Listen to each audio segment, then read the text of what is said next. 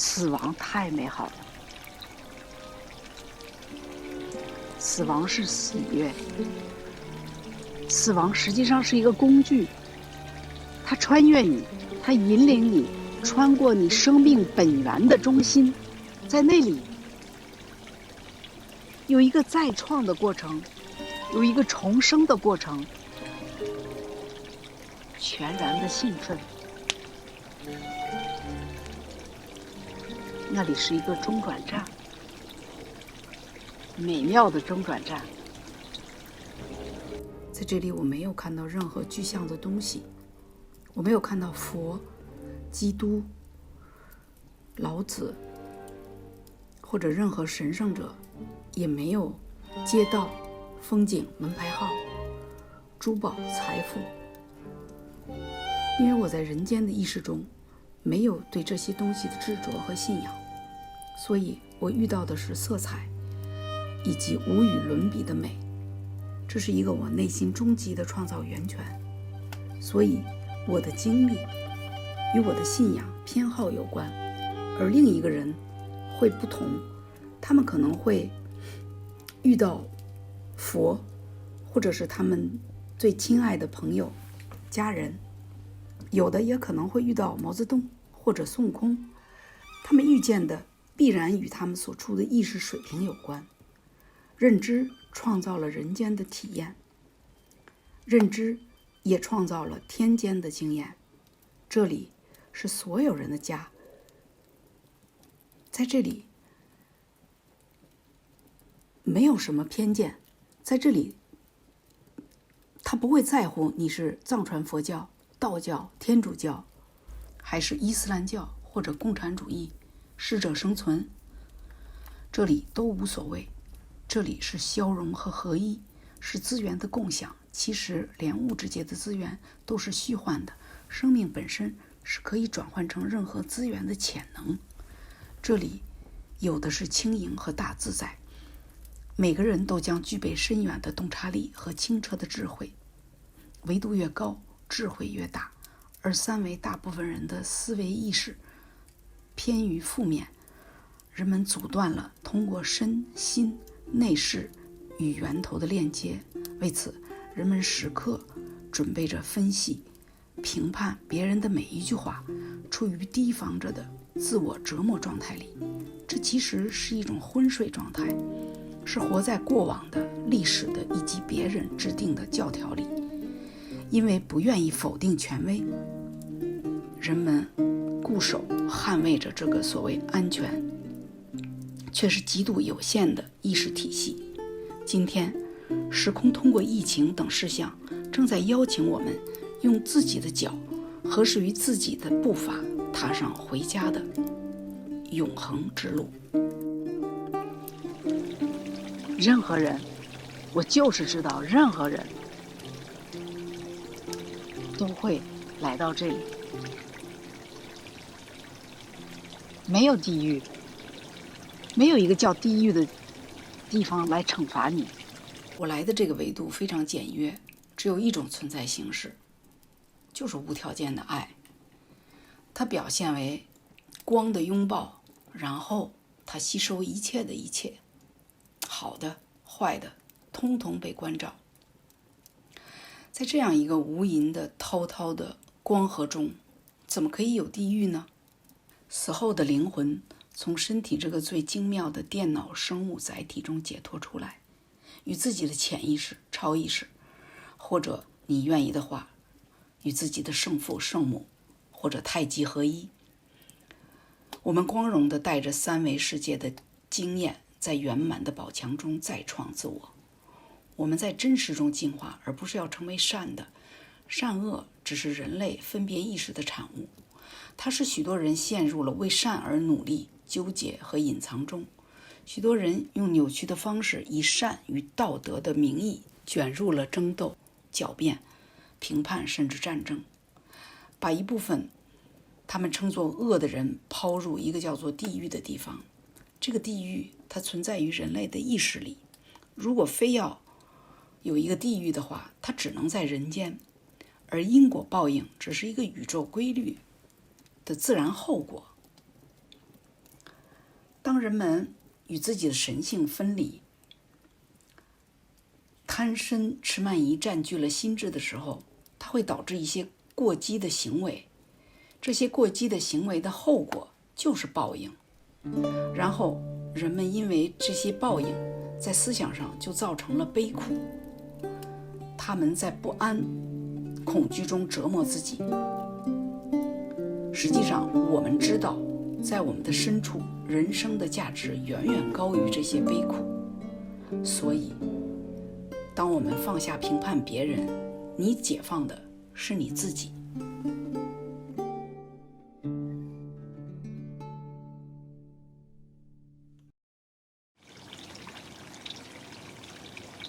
死亡背后的神秘太美妙了，太美妙了。我在那里，我的感觉是永恒，没有时间。时间是一个，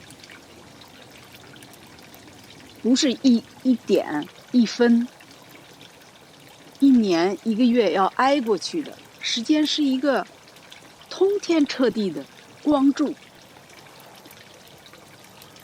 一切都同时发生。无论这个世界上有多少过去和多少未来，都在那个光柱里面，全部是画面，要看你怎么样去看那个画面。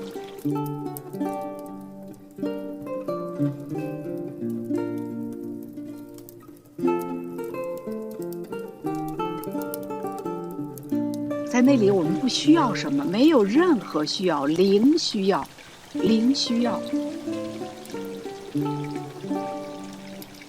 拿三维任何一个东西再值钱，房子一样大的钻石，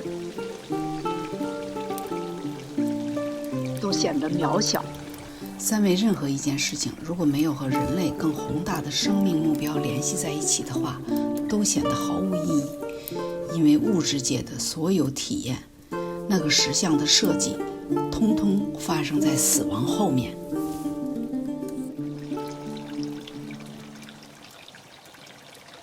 这个时候，我听到三个光告诉我，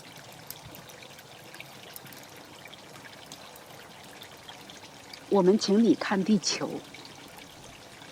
当他们说完这句话的时候，我忽然发现，我走到了一个边缘。那个边缘的分界线，我不知道是什么。我下面有无垠的、一望无际的、深深的蓝色。深深的蓝色，突然地球就出现在我的眼前，是因为我在想地球。当我有地球这个念的时候，地球出现在这个面前，地球在慢慢的转，地球从灰色的发灰的绿，发灰的蓝色，和我处的那个地方的绝对的绚丽颜色完全不同。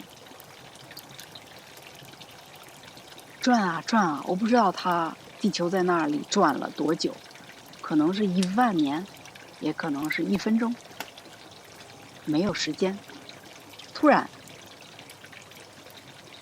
我听到一声像点煤气的那个声音，砰的一声，我看到地球表层起火了。我看着，突然有一种恐惧，悄悄的就滑进了我。我叫了起来，我说啊，我的身子还在那儿呢，坏了。当这个负念滑入我的时候，我突然发现我的身体变得沉重，我开始往下坠。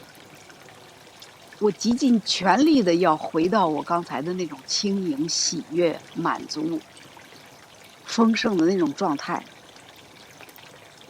当我一定要努力回到那个状态的时候，每一个负念都在给我像灌上了水银一样，开始把我的体重带引号的体重加重。我开始往下坠，我非常痛苦。我意识到我将要离开那个完美的状态。我开始往下坠，以后我开始着急，我开始焦虑，以后我开始生气，我开始向所有上面的美好生命求助，说我不愿意离开，我不愿意回去。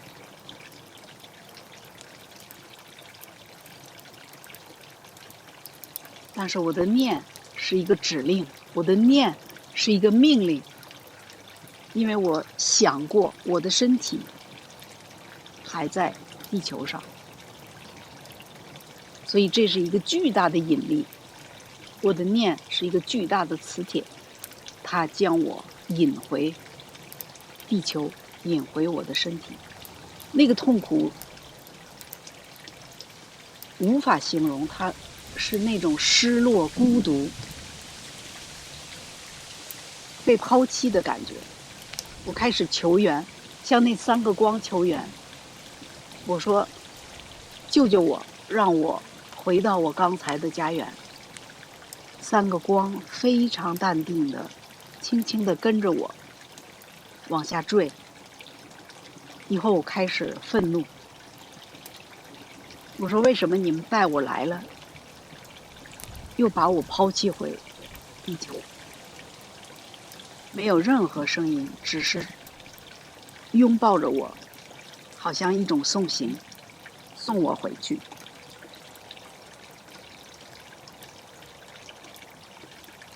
我的身体像灌了铅一样的重。那个时候我开始感到有些声音，我进入了一个维度，我听到很多惨叫声，动物的惨叫声，人的惨叫声，哭泣声。我闻到很多非常不好闻的腐烂的气味。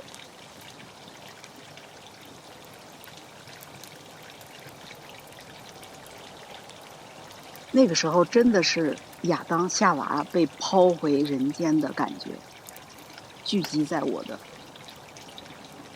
意念里。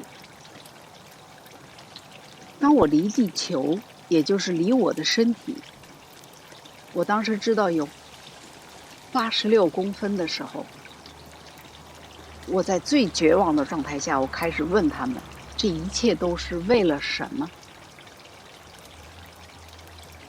当时我的耳语的回答是：这个是你们人类的一个选择。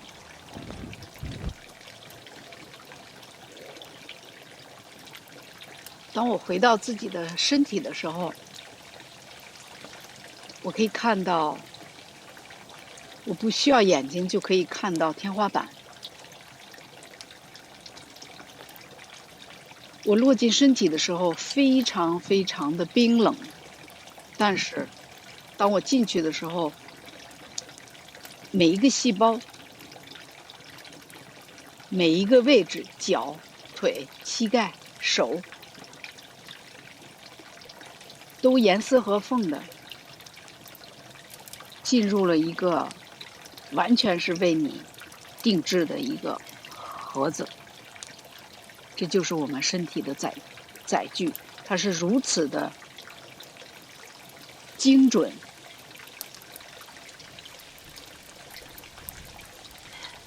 甚至于你可以感觉到你的经络、你的血管、你的头发都严丝合缝的回到了这个身体。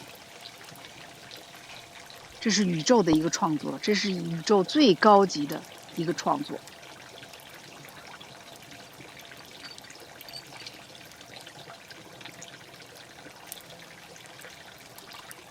我们是宇宙的宠儿。这个时候，我有一种对身体的无比的敬意。它是那么微妙，它是那么无私的服务于我们。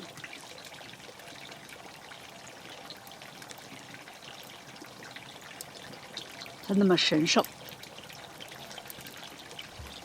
就在那个当下的感觉，我眼睛是闭着的，但是我可以看到天花板，上面有一个蜘蛛，我非常的伤心，因为我不愿意回到这个身体，我要永远在那个圆满的家园里。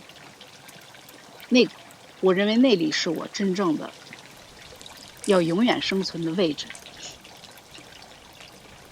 当我回到身体的时候，我有一个感觉，就生命是一个无限的一个延续。你的最大的指挥官实际上是你的念，你的念像一个软件，像一个命令。然后天花板上有一个蜘蛛网，那个蜘蛛网有非常漂亮的悠悠的蓝色，上面的小水珠像钻石一样漂亮。我伤心地看着那个蜘蛛网，我甚至于希望自己是那个蜘蛛网。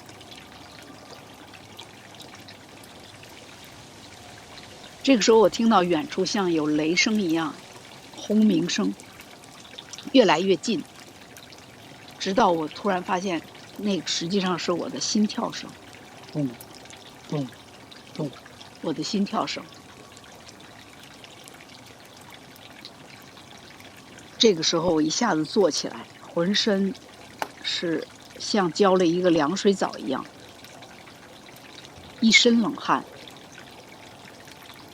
我之前的病痛已经无影无踪了，我认为我自己是一个全新的我。我呼一下子就坐起来了，整个房间都是黑暗的。我告诉我的第一句话就是说，我一定要找回这个天堂。我第二句话告诉我，你不要告诉任何人。